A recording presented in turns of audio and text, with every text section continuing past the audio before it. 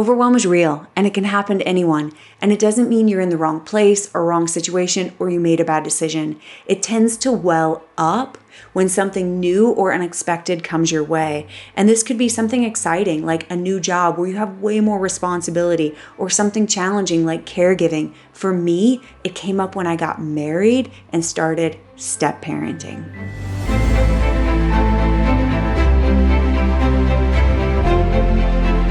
If you don't respond to overwhelm, you are on a fast track to burnout. And burnout is not just being tired. There's a physiological and neurological component. That's why rest, vacation, taking a break doesn't work. So I'm going to tell you my story of wrestling with overwhelm and burnout during what was supposed to be a really exciting time, what was supposed to be a new marriage and a blended family, and what worked and what didn't. We'll also explore the science so you can recognize it, have compassion around it, develop strategies for it, and become better because of it. During the Anti-Fragile series, we came up with a formula for transformation, and I want you to have that in the back of your mind so you can watch how it plays out with overwhelm. Number 1 is rewire your nervous system and self-generate safety. You cannot heal from a dysregulated state. In a dysregulated state, you're fending things off, even if it's the best information in the world, or shut down. You can't even hear it or receive it. Number 2, embrace change so you can shift from force, enduring it, getting through it, into power, making the most of it, becoming better because of it. And number 3, transform identity. Your identity will direct your behavior, and then your behavior reinforces your identity. And we want to set that up to become a virtuous cycle. Here's my story of overwhelm and burnout. A few years ago, I went from single lady dog life to married with 2 kids.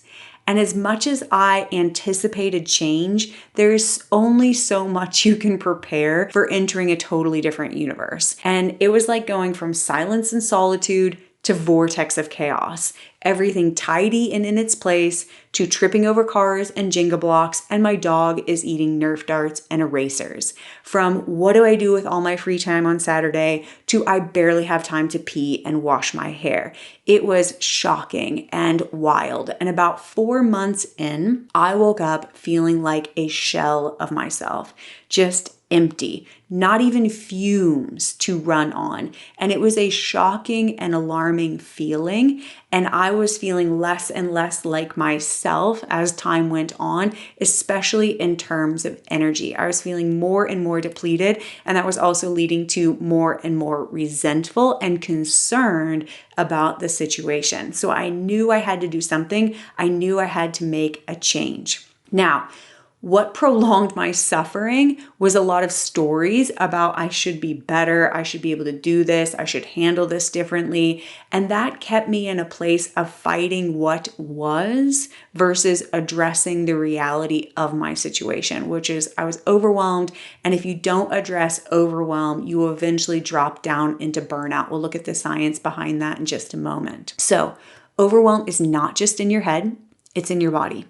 And chronic overwhelm and stress leads to burnout.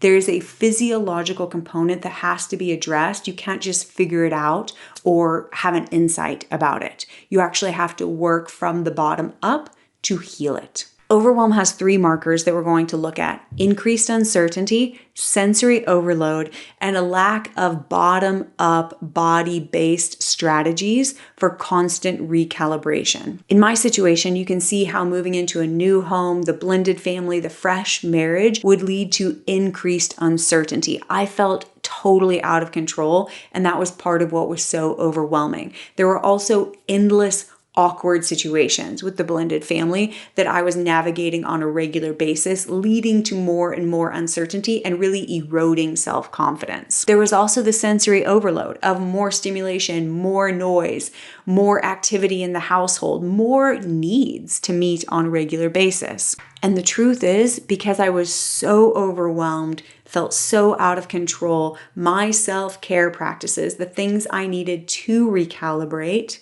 were slipping through my hands like sand. And that's what's tricky about overwhelm, is the things that will really help you, you are the least likely to do. Now remember, overwhelm is not just in your head, it's in your body. And to make that more clear, to really demonstrate what happens to your nervous system, I have a batting cage metaphor. So imagine you're in a batting cage. Bear with me, especially if you're not a sports person. And there's one of those pitching machines, and it's throwing balls at you at a very reasonable rate, a nice tempo. You can take swings, you hit some, you miss some, and you're having fun. And part of the reason you're having fun is because you feel safe. There's a high degree of certainty. But now imagine things speed up and that pitching machine starts throwing the ball more quickly. You might be a little confused, a little bit frustrated, but you're going to try to keep up. But now imagine things get really fast. Even another machine comes on. So now there's more balls coming at you, higher speed. And again, you continue taking swings. You try to stay in the game. You'd probably start swinging wildly and frantically. This is sympathetic activation. It's that hustle, that striving to keep up. Now imagine it turns into a real nightmare. There's a bunch of machines, they're going haywire, there are balls coming at you from all directions. At some point in time, you would stop swinging. You would actually drop down and cower and try to self-protect and minimize impact. That's dorsal vagal shutdown. And that's what happens is overwhelm is more things coming at you.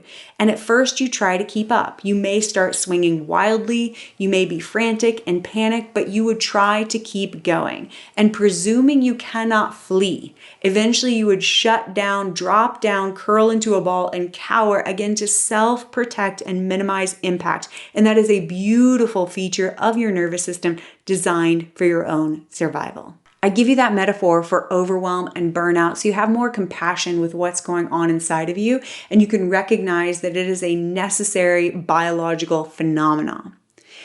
Often it's our story that it should be different, we should be better, that creates unnecessary suffering. If you have that story, you also cannot address what is. You will be constantly invalidating yourself, which is basically a war between what your body and nervous system is saying and what your mind wants to believe is true. As soon as you can accept and even embrace the overwhelm or the burnout, you're in a place of power. And then your efforts and energy can be directed towards making a shift in what is. To make things even more exciting, with more pressure, stress, and strain, you are more likely to slip into deep, dark, default patterns of response, usually from early childhood. For example, with me, as more started coming at me, as I was more and more uncomfortable in the new family situation, I slipped into deep, dark patterns of hustling, striving, trying to earn love, and eventually self-sacrificing, which only made things worse. To ground this in science, this is one of my favorite charts of the nervous system. And you can see the baseline of the ventral vagal pathway. This is where you feel safe, social, open, receptive, and safe could also be translated as comfortable. Along the side, you see an arrow going up and it says arousal increases. You can translate arousal to stimulation. And if you go back to the batting cage metaphor, it's like more things coming at you. As more things come at you, you start to move into fight or flight, the sympathetic pathway. This is where you're trying to keep up. You start hustling, you get busy, go, go, go, do, do, do. And this is a natural and normal response. There's nothing wrong with going there as long as we don't get stuck there. A strong and resilient nervous system has bounce. It has the ability to return to baseline quickly. Now, if we can't get out of that chronic fight or flight, that sympathetic drive, go, go, go, do, do, do, it builds up. So it moves from trying to keep up, hustling, go mode, into frantic, into panic, and eventually into the dorsal vagal pathway, which is shut down or freeze. This is when we go catatonic, when our body won't respond. It's when you wake up and you have no energy, you feel like a shell, a husk of yourself. And again, it's not just in your head. It's not that you're just tired. It's not that you just need rest. This is a neurobiological phenomena. And on the right-hand side, you can see all of the ways this impacts your body, from your heart rate to your circulatory system to your immune system. Burnout has become more and more common. From a study done in 2021, 77% of people reported being burnt out at their current job during that time. Now, think back to our markers of overwhelm. increased uncertainty, sensory overload, lack of bottom-up practices. And think of where we were historically during that time. We were in COVID and in the kind of lockdown, open up cycle. Tremendous amount of uncertainty. Sensory overload. Most people are at home on their devices all the time. And what we're going to see is digital distraction plays a huge role in sensory overload. And 3, lack of bottom-up practices. Many people were trapped at home doing less than they would in terms of going out, being a part of activities. So we see these markers of overwhelm. And again, when it's not addressed, it leads to burnout. Now, burnout tends to be more common in women than in men. In a study from 2022, 59% of women reported being burnt out versus only 48% of men. Another interesting statistic from the CDC in 2022 is 66% of unpaid caregivers report emotional stress or burnout. Let's look at why women tend to experience burnout more than men. Women are twice as likely to be responsible for household and caregiving duties while working full time. And in dual career households, women do 5.7 more hours of caregiving and housework per week than their male partners. Adding on to that, 1 in 3 women has considered downshifting their career or leaving the workforce due to burnout. So women tend to take on more. There's more coming at you. Go back to the batting cage metaphor. And if you don't catch the overwhelm and work to shift state there, it becomes much harder to address when you're burnt out because now the nervous system is in shutdown. There are significant impacts on your health with burnout, including a 24 to 35% increased risk of cardiovascular disease, increased cortisol levels, and decreased sleep quality. Also, we see increased rates of autoimmune and digestive disorders. All of this makes sense because of the dysregulated nervous system. Higher sympathetic drive, more stress and strain on the body, more cortisol, less likely to sleep well. As the vagus nerve is less toned, less activated, it impairs immune response and also the digestive system. And when you look at our modern world, it should be no surprise that overwhelm is everywhere and burnout is on the rise. There's increased uncertainty with the perpetual news cycle and social media. We have sensory overload due to digital distraction, noise pollution, decision fatigue. The average human makes 35,000 decisions a day, and that has only been exacerbated by the access we have to things, and then our disconnection from nature and natural rhythms. And there's a lack of bottom-up body-based practices for consistent recalibration as we become more sedentary, as we repress and resist the signs and signals coming from the body, as we think we should be somewhere else and not overwhelmed. So we're never able to address the neurobiological phenomena that's happening. We also have a lack of empathy and compassion because of our cultural emphasis on productivity and achievement. Let's look at sensory overload because it is the air we breathe, and I think we're so in it, we tend not to recognize it. For example, the average daily screen time in the US is 7 hours and 3 minutes, just a little bit more than the average of 6 hours and 40 minutes. And you may say, well, I have to be on screens for work. Me too. But a lot of people are on screens all day for work and then come home and are on screens all evening, all night to decompress, release stress, relax. And so we end up with these extended amounts of time with screens and not out in nature or in our bodies. Also, constant exposure to noise, notifications, and visual input has shown to decrease working memory by 20%. Also increase cortisol levels by 15 to 25%. They've done studies where you stop breathing when you're looking at your phone. You stop breathing, reduce breathing, you're going to increase that sympathetic activation. Devices are also shown to impair sleep and emotional processing.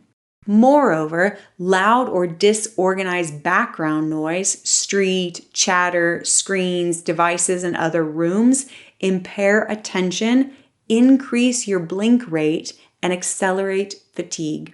Also, our modern habit of continuous partial attention, here and there, divided focus among devices, drives chronic stress and distracts us from inner awareness. There is so much contributing to overwhelm. And if you don't address the overwhelm, you will slide into burnout. So what do we do instead? I'm going to share what worked for me, what didn't work, and some strategies that might work for you. Here are 3 questions that helped me be responsive to overwhelm. Number 1, what unnecessary stress am I creating? This led me to reduce stimulation through devices, sensory stimulation, but also behavior. For example, with devices, I became much more disciplined with when I am done with work and the screens, no more screens. Reading, walking, sauna, a bath became my evening ritual. My family likes to watch TV, so sometimes that was hard because I wanted to be connected and included, but what I really needed was to do what was right for me. Because I was used to a lot of silence and solitude, and now I was in a home with a lot of noise and momentum and activity, I had to find ways to inject silence and solitude into my day. So I got very disciplined with meditation again.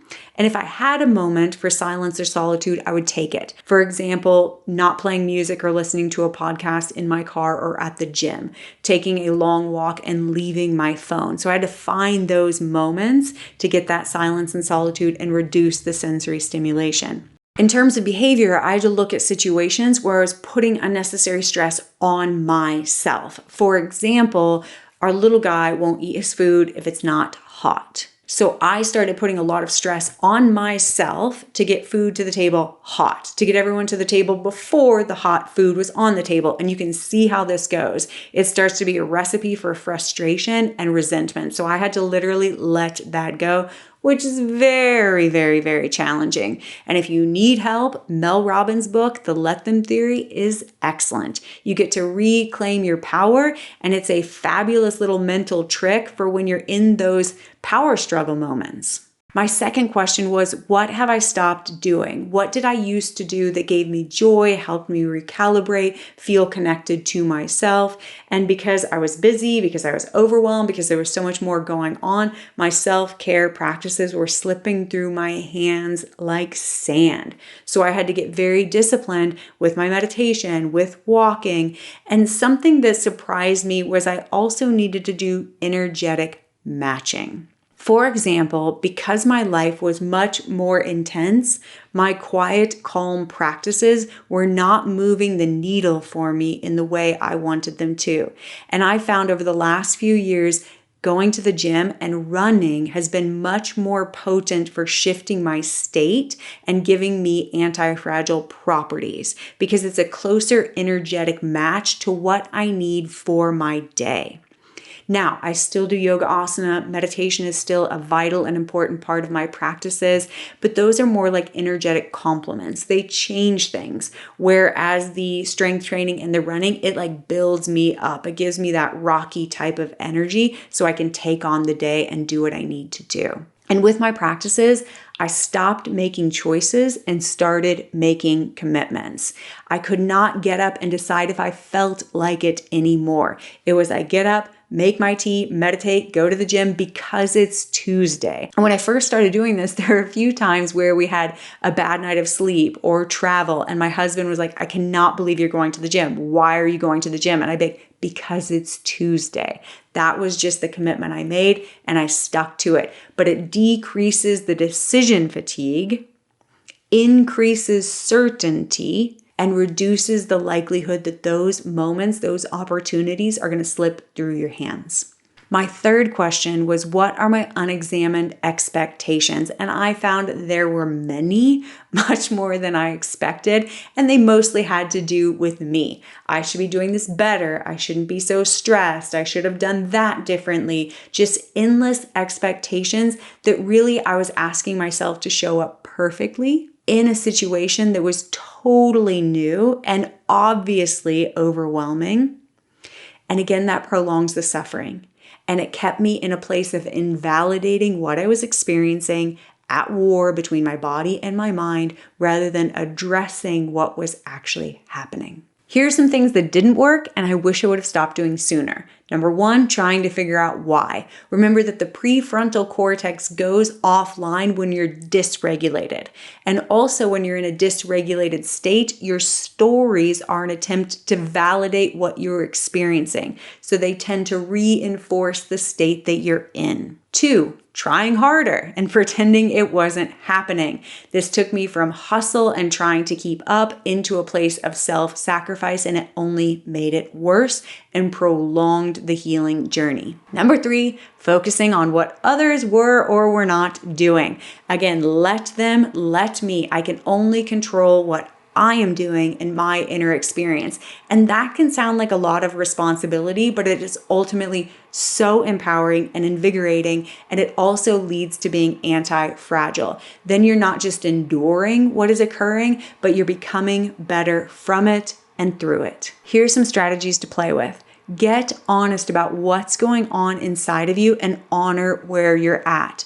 Remember that overwhelm, burnout, despair, depression, they're not just in your head, they're in your body. And it is part of your body's attempt to keep you safe. It is hardwired into your DNA. Develop strategies to shift your state. And the possibilities are endless for what this could be. Don't limit yourself. Be nimble and agile with what you're doing and why. It could be strength training or running. It could be walking or hiking or being with your dog or crochet or reading, but something that brings you home to yourself and reestablishes that baseline of safety and comfort and openness and receptiveness. Remember that the markers of overwhelm are increased uncertainty, sensory overload, and a lack of bottom-up practices. So you can reverse engineer those to get out of it.